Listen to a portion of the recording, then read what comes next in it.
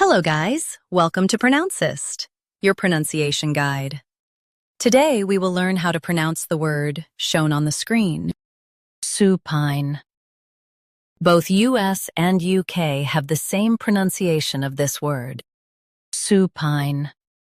Now read the syllables shown on the screen naturally. Su, pine, supine. Stress su and keep pine soft. It means lying down. Su, pine, supine. Stress su and keep pine soft. It means lying down. Su, pine, supine. Stress su and keep pine soft. It means lying down. Su, pine, supine. Practice repeatedly and you'll soon be able to say this word perfectly. The best way to practice is to repeat the syllable multiple times. The meaning of the word is lying on the back.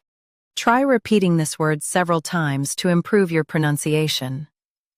We post daily videos on useful and commonly mispronounced words to help you speak clearly and confidently. Like this video and subscribe to Pronouncist for more pronunciation guides. Thanks for watching us.